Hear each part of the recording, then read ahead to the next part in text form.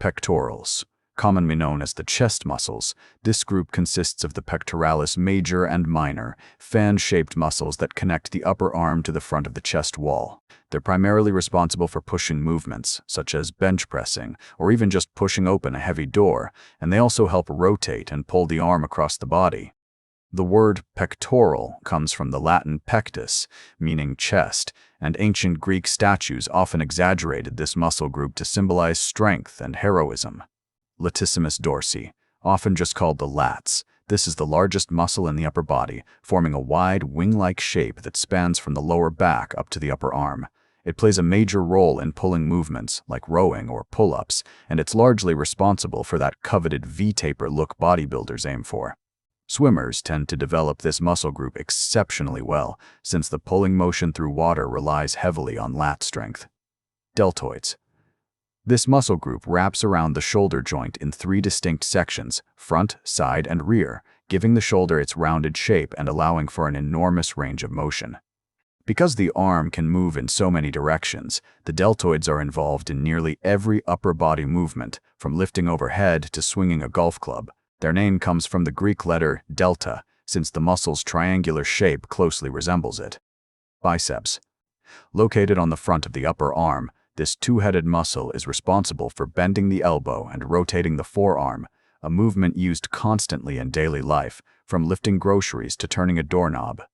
Despite being one of the most well-known muscles for its aesthetic appeal, it's actually much smaller than the triceps on the opposite side of the arm.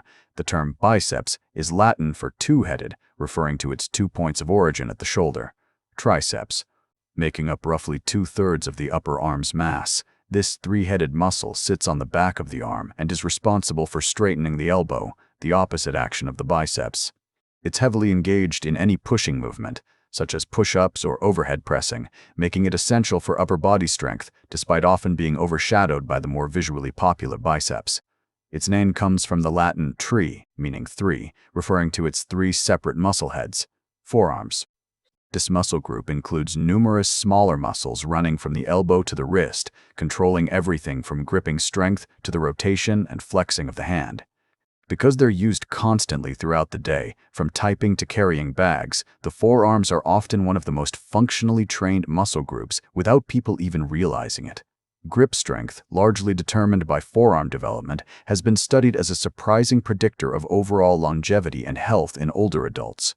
Trapezius, often called the traps, this large, kite-shaped muscle spans from the base of the skull down through the upper back and out to the shoulders. It's responsible for shrugging, tilting the head, and stabilizing the shoulder blades during almost any upper body movement. The muscle takes its name from its trapezoid shape, and its upper portion has become closely associated with strongman and powerlifting physiques due to its dramatic size when overdeveloped. Rhomboids. Positioned between the shoulder blades and the upper back, this smaller muscle group is responsible for retracting the scapula, essentially pulling the shoulder blades together. Because modern lifestyles involve so much forward hunched posture from sitting at desks, the rhomboids are frequently underdeveloped and weak in many people. Strengthening this muscle group is commonly recommended by physical therapists to help correct rounded shoulders and improve overall posture. Abdominals. Known simply as the abs, this muscle group covers the front of the torso and is responsible for flexing the spine, stabilizing the core, and supporting nearly every other movement the body performs. The visible six-pack appearance comes from the rectus abdominis, though visibility depends heavily on body fat percentage rather than muscle development alone. Ancient Greek sculptors were among the first to idealize the visible abdominal muscle in art, a standard that still influences fitness culture today. Obliques. Located on the sides of the torso, this muscle group is divided into internal and external obliques, working together to rotate and bend the torso from side to side. They play a critical role in nearly every rotational movement, from swinging a bat to simply turning to look behind you while driving. Athletes in rotational sports, such as golf, tennis, and baseball, often prioritize oblique training since rotational power directly impacts performance in these activities. Quadriceps. Located on the front of the thigh, this 4-part muscle group is one of the largest and most powerful in the entire body, primarily responsible for extending the knee.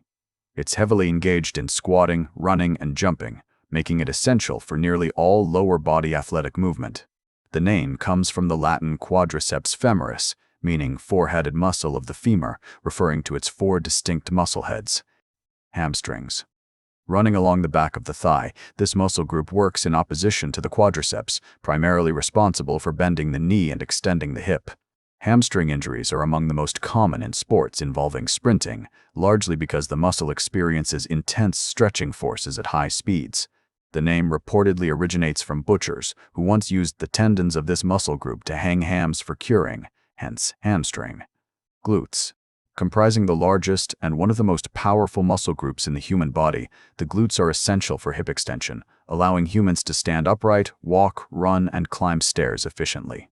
Beyond athletic performance, strong glutes play a major role in stabilizing the pelvis and reducing strain on the lower back. Evolutionary scientists often point to the size of human glute muscles, compared to other primates, as a key adaptation that enabled early humans to run long distances. Calves. Located on the back of the lower leg, this muscle group consists mainly of the gastrocnemius and soleus, working together to point the foot downward, a movement essential for walking, running, and jumping. Despite their relatively small size compared to other major muscle groups, the calves are notoriously difficult to grow, often requiring significantly more training volume to see visible development. This muscle group is also heavily activated during simple daily activities like standing, since it constantly makes tiny adjustments to maintain balance. Running along either side of the spine from the base of the skull to the pelvis, this muscle group is responsible for extending the back and maintaining an upright posture.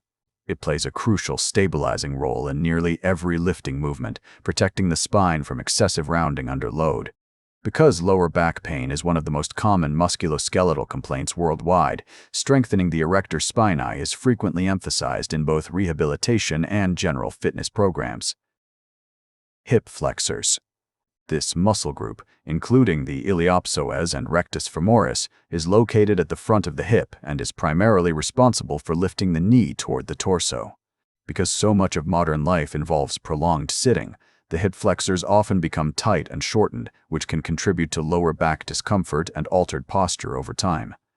Runners and cyclists rely heavily on this muscle group, since the repetitive knee-lifting motion in both activities is driven almost entirely by hip flexor strength.